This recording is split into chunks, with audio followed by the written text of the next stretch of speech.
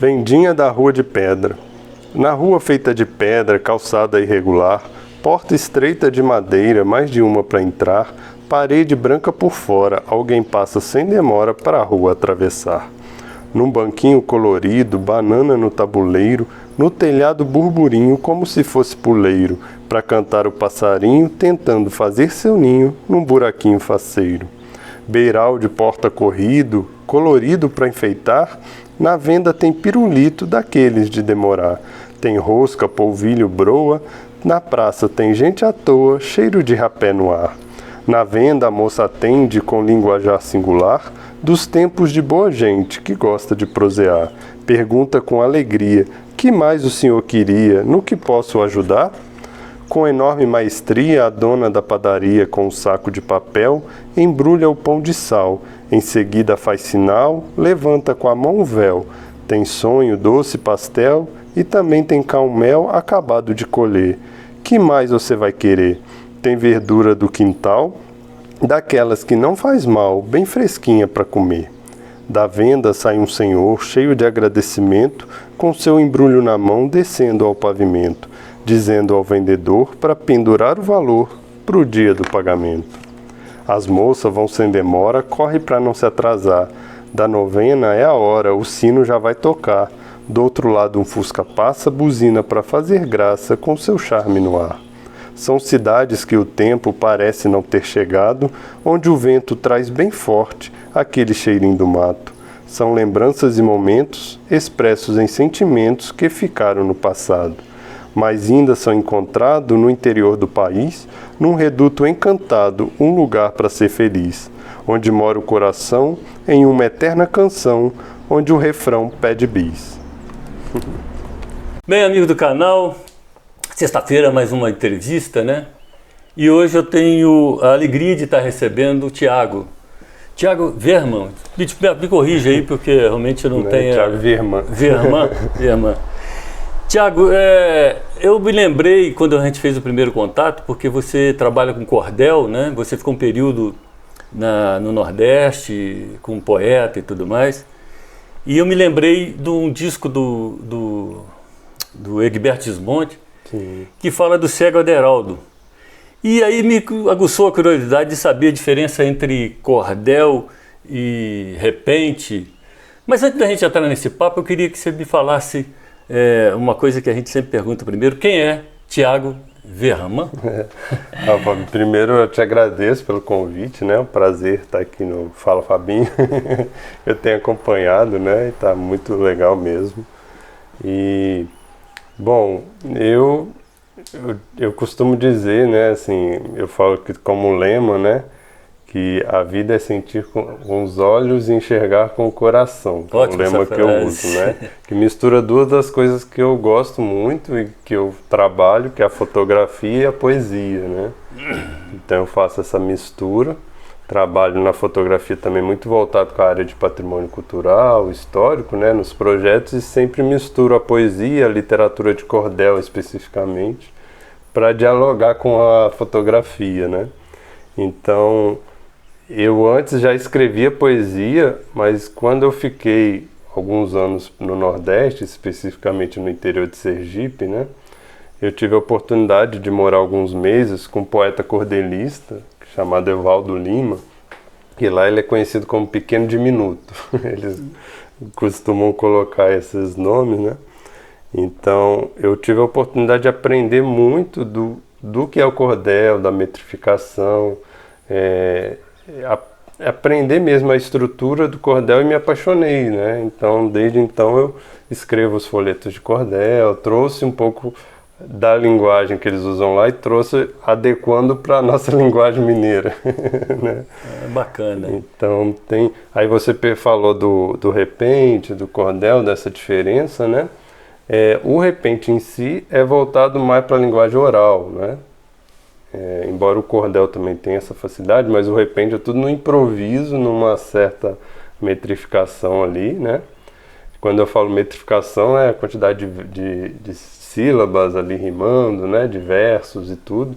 Igual no cordel mesmo escrito, tem vários tipos ali de cordel, que a gente chama de cestilha, cetilha, decassílabo. Então são assim 6 versos, 7 versos, entendeu? Então eu especificamente gosto muito de trabalhar com de 7 versos, de cetilha, que é o que eu mais me identifiquei, né? Mas quando eu aprendi mesmo, é curioso que quando ele me ensinou, ele não tem assim esse estudo. O interessante lá no Nordeste é que isso é muito natural para as pessoas, o cordel. Não é uma coisa que a pessoa estuda para saber fazer. Parece que é uma coisa já inata, que já, né? Então ele me ensinou a contar os versos com a música do Menino da Porteira. Não sei se você já percebeu, né? Que aí ele falava, você conta, ó, toda vez que eu passava, é sempre 7. Olha só, eu não tinha percebido isso. Todo verso são sempre 7. Então isso é a literatura do cordel, que dá o ritmo e tudo, são as 7 sílabas, né, que a gente usa nos versos. Interessante, né, como não tem uma formação, né, você está falando que não há necessidade dessa formação, mas consegue dividir as sílabas dentro dessas métricas, né? É uma coisa que passa muito do oral também, né, e a pessoa convive, né, aquele ambiente que tem muitos artistas, muitos poetas, né, e já traz, igual você falou do Cego Aderaldo, né, e tudo. Então ele já traz isso da cultura, parece que nasce com eles mesmo, né? Antes de eu entrar nos seus trabalhos de cordel, eu queria saber, como é que surge o cordel? Por que cordel? Sim. A etimologia a literatura de cordel vem de Portugal, né? Na época ainda do Brasil colônia, então isso é trazido de Portugal. E no Nordeste se enraizou muito pela questão que eu falei da linguagem oral, né? E pela simplicidade, porque o cordel vem de escrever em folhetos, muito simples, né? E pendurar em barbantes para vender em feiras, para expor. Então e barbante que vem essa ideia do cordel, da literatura de cordel, né? Oh, que interessante, né? Aqui de Fora, nos anos 80, teve uma experiência chamada Varal de Poesias, que devia ser uma espécie de cordel aqui, porque eles colocavam... na poderia mesma ser, ideia, na né, mesma ideia deles. Deve ter... de o Zé Santos que coordenava isso, possivelmente ele pegou essa ideia do cordel lá. Com certeza. Mas e aí, você fez alguns trabalhos no Nordeste? Porque aqui, eu sei, nós vamos falar sobre o trabalho aqui. Você fez alguma coisa de cordel lá também com o pessoal de lá? Lá eu fiz uns trabalhos voltados à fotografia, né? Inclusive, tem alguns trabalhos que até virou um livrinho de fotos que eu tirei pelo interior do Brasil em si, né? Que tem de vários estados, justamente comparando como o interior, mesmo que mude o estado, tem os elementos próprios dele, né? E eu joguei também a literatura de cordel mostrando um pouco. Porque você vê a fotografia, você imagina, só que quando você mistura com cordel, você sente mais o que está se passando ali, né? Então, um cordelista que me inspirou também, que é um poeta paraibano, que é o G.C. Quirino. Acho que eu já tinha te comentado sobre ele, né? E ele é muito... principalmente declamando, né? É incrível. Então ele consegue trazer essa sensibilidade do interior mesmo, do simples ali em versos. Então acho bem legal. E como é que é essa coisa do cordel aqui no sul, no sudeste? Parece que já tem uns outros trabalhos. Me fala sobre o seu trabalho. Eu conheço você me fez a honra de me apresentar lá de Rochedo de Minas, que é interessante cada coisa, a história do boi que sabe ler. Mas além disso, tem mais trabalho aqui em Minas? Como é que é isso? Por exemplo, esse trabalho do boi que sabe ler, já misturando com a parte de patrimônio histórico, né, cultural. E antes disso, só respondendo, em 2018, a literatura de cordel foi considerada patrimônio cultural imaterial brasileiro, né? Sim. Então, em 2018 já demorou, tem esse registro, né? E nessa época coincide também um cordelista mineiro, né? Então, poeta mineiro cordelista, que tem um trabalho muito grande, muito intenso em Minas, né? Eu até tinha anotado o nome aqui para não esquecer, o Olegário Alfredo. Que ele pelo que eu vi, ele é natural de Teófilo Otoni, e ele conheceu o cordel pelos caminhoneiros que traziam do Nordeste os cordéis, né? E quando ele muda para Belo Horizonte, ele mantém essa ligação com o cordel. Então, em 2019, junto com o coletivo Iabás, eles criam o primeiro encontro Cordel Mineiro, o Cordel Mineiro, né? E, se eu não me engano, em 2023 foi a 5ª edição. Eu ainda não tive a oportunidade de participar, assim, mas eu sou doido para ver se esse ano eu consigo acompanhar, né? Porque é muito legal, e pelo que eu vi que ele cita também, justamente isso. Você não faz igualzinho eles fazem lá no Nordeste, porque são outros temas, outra cultura, né? Outro modo de linguagem. A gente traz no modo nosso, né? Nos assuntos nossos. Então, no patrimônio histórico-cultural, eu encontrei uma forma, né? Por exemplo, essa história do boi que sabe ler, as pessoas não lembravam mais essa história, só o povo bem antigo, assim, né? Mais tempo da cidade que lembrava. Então foi um jeito de encontrar no cordel, que é uma linguagem popular, né? Uma linguagem acessível, ainda mais o folheto de cordel rapidinho você pega, lê, né? É simples de fazer. Então foi uma linguagem que eu encontrei de trazer essa história de volta para as pessoas, né? Você estava falando da estruturação, né, da poesia, do cordel e tudo. E nesse trabalho lá de Rochedo, você também parece que deu uma palestra, uma aula, não sei, para uma escola municipal lá. Como é que foi essa coisa? Você explicou essa questão do cestilho? A proposta foi essa, né? Primeiro eu fui, fiz a entrevista para conhecer a história, para trazer em versos, né? E ofereci uma oficina de cordel, né? Na verdade, eu já tinha oferecido antes também, lá na cidade de Dumont, em São Paulo, uma oficina de cordel. E foram públicos diferentes, mas o resultado foi muito legal, que sempre com crianças, né? Porque a primeira lá que eu fiz foi com crianças bem novas, assim, né? E eu conseguia, assim, elas escreviam, elas montavam um cordelzinho no final, então se interessaram bastante. E ali também foi bem legal isso, que as crianças interagiram, né? Eu expliquei, tentei levar um pouco do cordel, uma introdução, né? Dessa sílaba, de como é a divisão poética, né? Das sílabas, de como... Tentei trazer um pouco isso também para as crianças e teve essa interação, então isso é muito legal.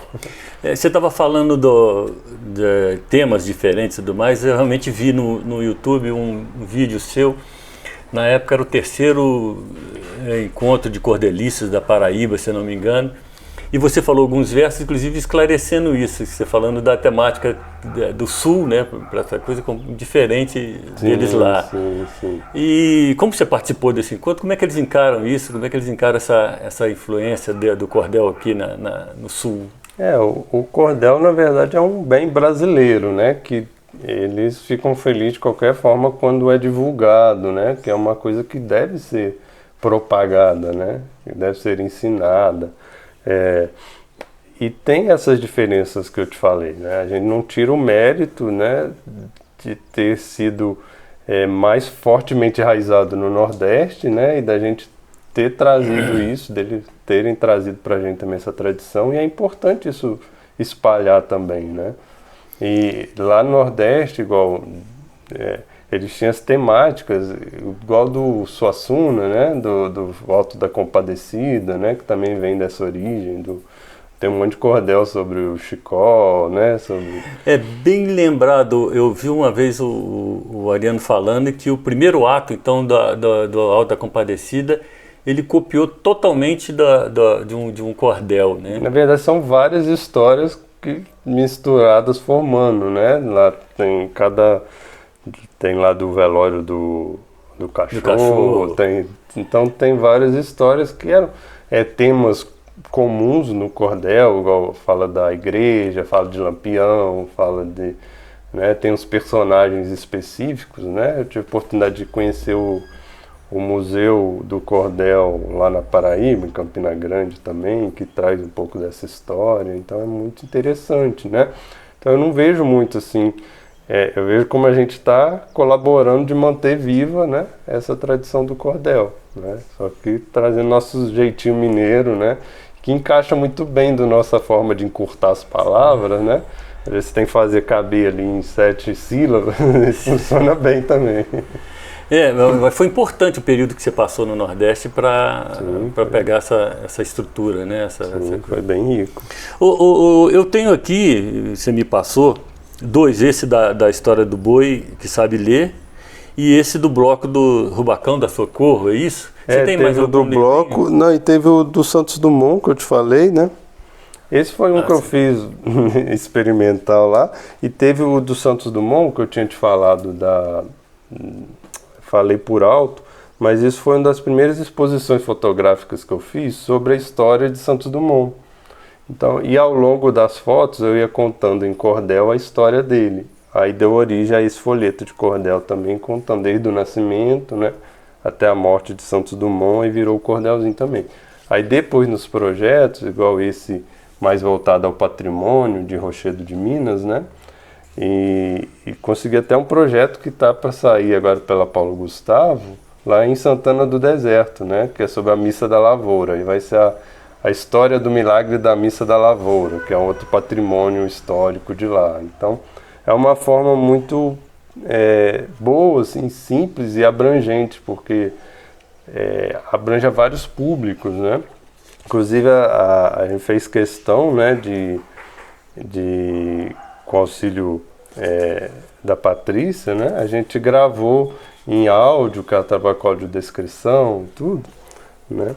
Aí a Patrícia Almeida, a gente gravou tudo em áudio também para disponibilizar pessoas que não sabem ler, né? Pessoas com deficiência, com pessoas cegas, né? Pessoas com baixa visão.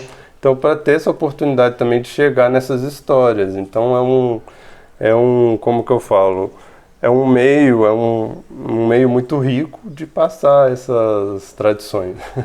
Não, foi muito bom você falar da Patrícia. Eu estou querendo bater um papo com ela também sobre essa questão do audiodescrição.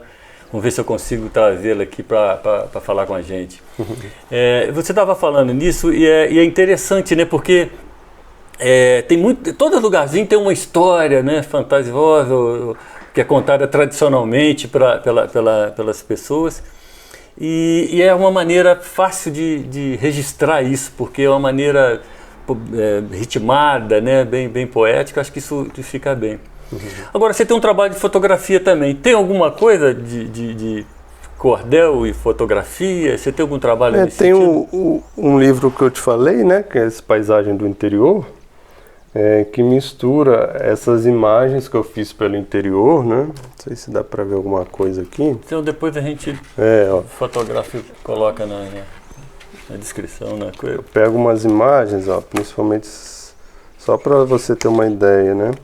Tá vendo? Imagens bem do interior, aí aqui mistura Minas, Bahia, Sergipe, e você vê muita semelhança em tudo, né? No modo de vida. E o cordel acaba contando um pouco, vendinha da Rua de Pedra, e acaba contando como que o vendedor ali no interior de Minas, no caso, fazia para vender, assim, recebia bem, deixava o fiado lá pendurado. Então, traz um pouco disso, né? Então, eu tenho esse material que eu fiz, né? E esse material, a gente adquire isso? Tem como adquirir? Eu tenho ainda disponível, né? Essa edição que saiu tem disponível ainda para venda, né? Só entrar em contato, depois deixa o site tudo com nós vamos colocar na descrição do vídeo todo o contato do Thiago, e quem quiser pode adquirir junto com ele, a gente fala sobre isso. Ele tem um Instagram também, aí fica tudo Nós lá vamos colocar disponível. isso tudo na descrição do vídeo, Instagram, contato com ele, para quem tiver interesse de ter mais informação, inclusive. Ô Thiago, eu queria falar também sobre essa área de fotografia sua.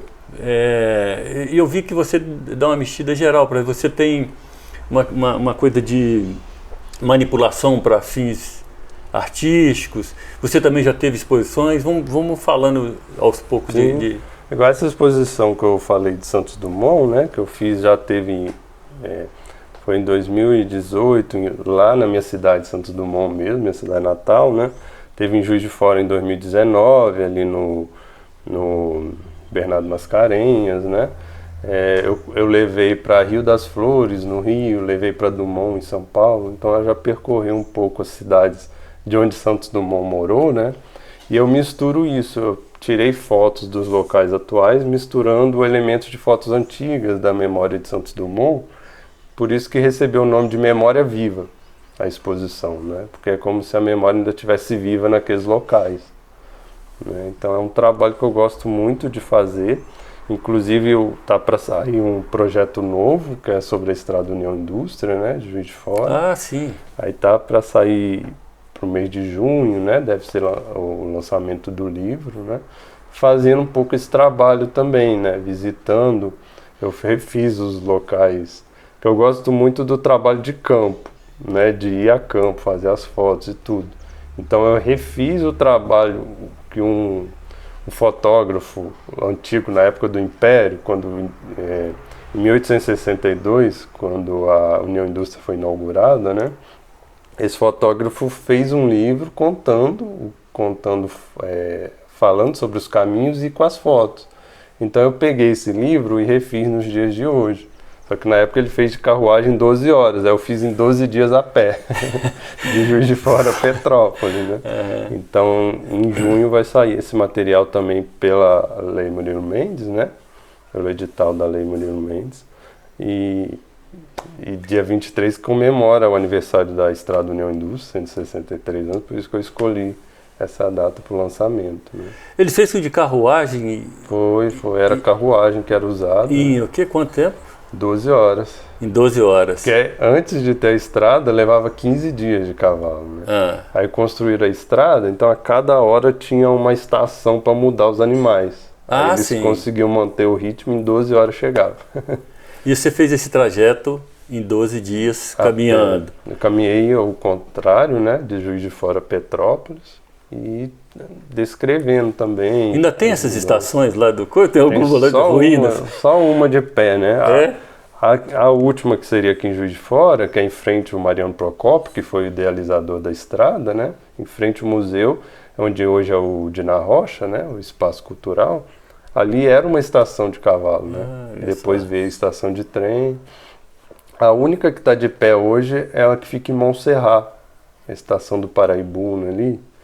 Então ali é a única que ainda está de pé. Você também, quer dizer, em termos de palestra, você já até falou mais ou menos do que você falou da aula lá com o pessoal de Rochedo. Sim, oficinas, né? Tive algumas oportunidades de dar palestra, tanto de fotografia, né? Na parte de fotografia, quanto de literatura de cordel, né? Então, em diversos lugares aí também tem essa... Tiago, pô, que bom, cara, que papo bom. Nós aqui no canal, nós normalmente curtamos um pouco, porque é um papo rápido mesmo, só para aguçar. Quem quiser tiver mais interesse, nós deixamos até os contatos e tudo mais. No final, a gente sempre pede para a pessoa falar o que está lendo, fotografando, ouvindo, e falar qualquer coisa que queira acrescentar no nosso bate-papo aqui. Bom, acho que eu falei até bastante, né? Como eu estou com esse projeto do livro, minhas pesquisas estão muito voltadas, né? Sobre Mariano, sobre a Estrada Real, sobre muitos temas assim, né? Então está muito voltado para isso. E outros projetos que eu te falei, lá de Santana do Deserto. Então, assim, o momento está muito fechado a leitura para isso, né? E é mais falado mesmo desses projetos que estão para sair, que eu já falei, né, em junho. No meu site, faltou dizer que essa exposição de Santos Dumont, ela está disponibilizada online. Então, acessando o site, você consegue... eu tentei, como eu também sou formado nessa área de TI, né, de informática, então eu passei a exposição online para, da melhor forma possível, né, ter disponível tanto os versos, as fotos, então tem tudo lá. Quanto a gravação, até a visitação guiada, eu pus em áudio lá também para o pessoal conferir. E qual que é o site? É www.thvierman.com. Beleza. Tiago, muito obrigado pelo bate-papo, foi sabe, sensacional, inclusive saber dessa história toda de cordel, seu trabalho de fotografia, esse trabalho da Estrada Real. Vai ser uma maravilha mesmo, que legal. Perdão, União Indústria. Veio depois. Vai ser muito legal. Então eu te agradeço a visita aqui, viu? O bate-papo foi muito bom. Pessoal, bom? Quer falar mais alguma coisa? Não, eu só tenho a agradecer, né? Porque só corrigindo que você falou da União Indústria, né? Do trabalho do Clube, do fotógrafo antigo, né? Só corrigindo que eu não tinha citado antes o fotógrafo, só falei de um fotógrafo que era o Herbert Klumb. Só para ficar registrado. Ótimo, tem que registrar. Mas, no mais, só agradecer mesmo esse convite, né? Para mim é um prazer poder falar fotografia, cordel. Então, quem quiser pode entrar em contato aí, pode ficar à vontade aí, que eu sempre gosto muito de conversar sobre isso. Então, só agradecer mesmo. Não, a gente é que agradece essa gentileza aí. Pessoal, ó, semana que vem tem outra entrevista. Eu vou só pedir a vocês que ajude o canal compartilhando, curtindo, se inscrevendo. Nós estamos numa campanha de inscrição aí para crescer. Essa semana foi muito boa. Crescemos bastante na questão de inscritos. Eu quero agradecer a todo mundo. E um abraço, até a próxima. Valeu.